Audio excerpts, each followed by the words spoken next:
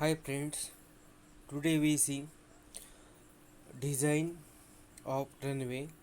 Regarding designing of runway of airport, first is basic elements of runway, that are structural, pavement, shoulders, runway strip, blast pad, runway end safety area, and stopway and clearway. In detail, we see first structural pavement. It is the paved area whose length and width is designed to ensure a safe operating surface. It supports the airplane load. Next is shoulders. The shoulders are adjacent to the structural pavement, which are designed to resist erosion due to jet blast and to accommodate maintenance equipment and patrol. Next one is runway strip. It includes the structural pavement, shoulders, and an area that is cleared and graded.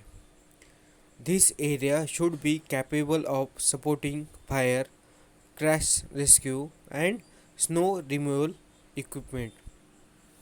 Next is blast pad. The blast pad is an area designed to prevent erosion of surface adjacent to the ends of the runways, which are subjected to repeated jet blast, and to minimize excessive ground maintenance. The area is either paved or planted with turf. Next is runway geometric design. The factors considered in geometric design of runways are runway length, runway width and length of safety area, transverse gradient, and longitudinal and effective gradient. We see one by one in detail. First is runway length. The basic runway length as recommended by ICAO for different types of airport are given in table, like it is according to runway length. The classification is in different types, in 5 types, in which the runway length for each type of airport is given, and maximum longitudinal gradient also given. For A type, maximum longitudinal gradient is 1.5%. For B is also 1.5%. For C 3%. D and E also 3%. Then minimum transverse gradient for A, B, C is 1.5%, and for D and E is 2%.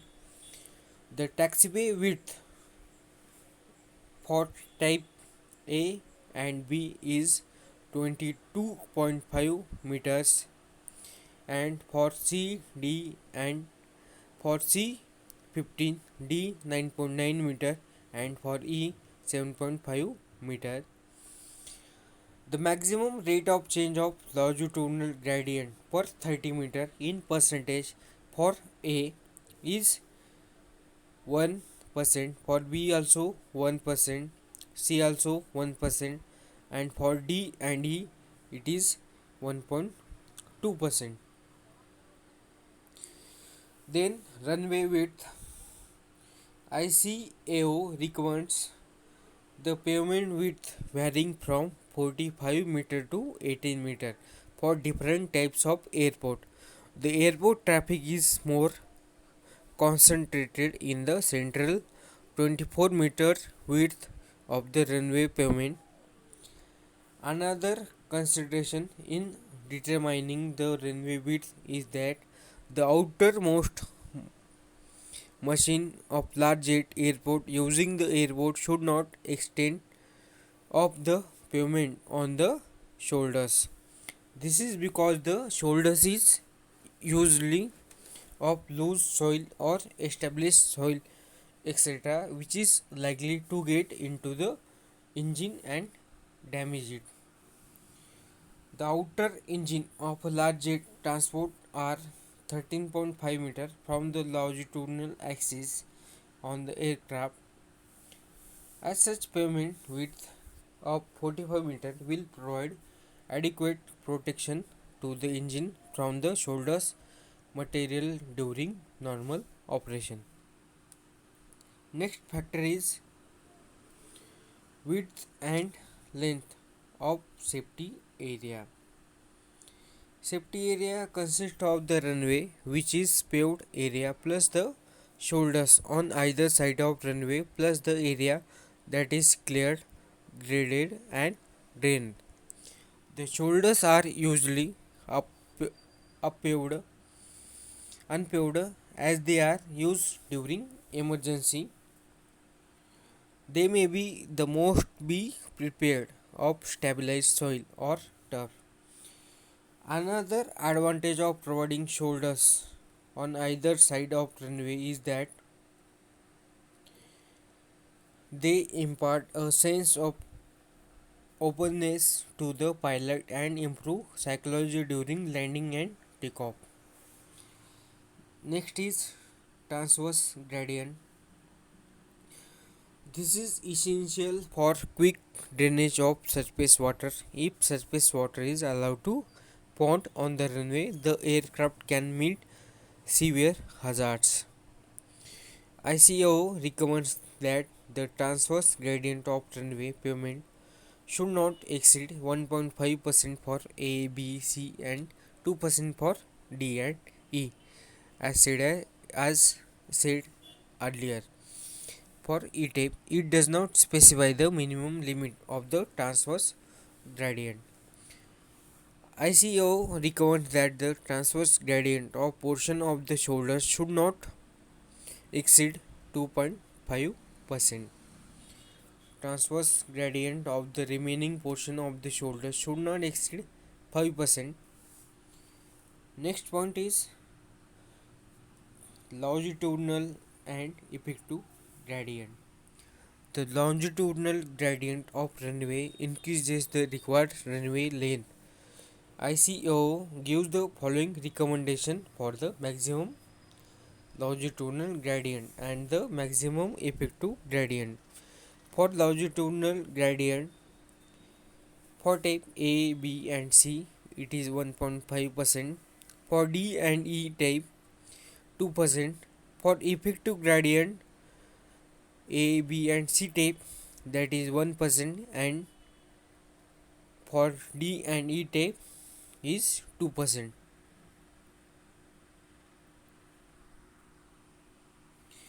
Next is taxiway planning. Geometric design standards for taxiway planning includes length of taxiway, width of safety area, longitudinal gradient, traverse gradient, rate of change of longitudinal gradient, side distance and turning radius. We see in detail one by one. Length of a taxiway.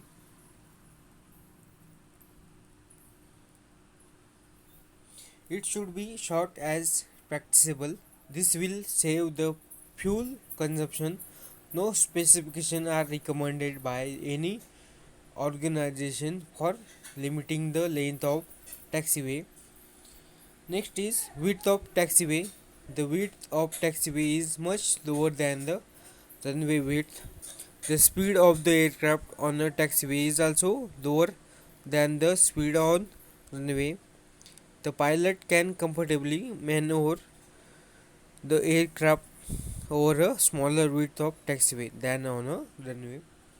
Next is Width of safety area. This area includes taxiway pavement, shoulders on either side that may be partially paved, plus the area that is graded and drained. This may extend up to a point where it intersects a parallel runway, taxiway, and apron. Bitumen treated shoulders are normally used. The shoulders must be thick enough to support the airport vehicles and the sweeping equipment. Next is longitudinal gradient. If the gradient is steep, there will be greater fuel consumption.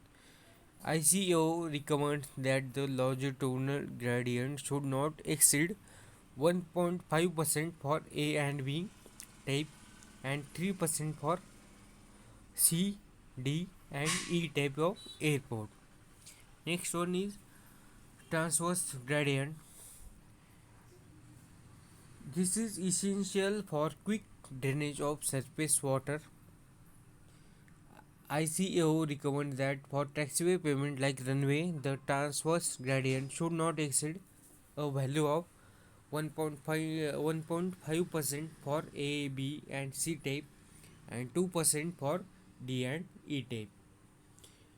ICAO does not specify any value for the transverse slope up of taxiway shoulders. Federation of Aviation recommends that it should be 5% for the first 3 meter and 2% thereafter for all types of airport. Then rate of change of longitudinal gradient. ICAO recommends that rate of change of slope in longitudinal direction should not exceed 1% per 30 meter length of vertical curve for A, B and C type and 1.2% for D and E type of airport. Then side distance. ICAO recommends that the surface of a taxiway must be visible from 3 meter height for a distance of 300 meter for A, B, C type of airport and distance of 250 meter must be visible from 2.1 meter height for D and E type of airport. Then last is turning radius. Whenever there is a change in direction of taxiway, a horizontal curve is provided. It mathematically R is equal to V square by 125 F, where R is radius in meters, V is speed in kilometer per hour, and F is coefficient of friction, that is 0.13. For airport serving subsonic jet transport, minimum value of radius of curvature is 120 meter is suggested, and for airport serving supersonic jet transport, minimum value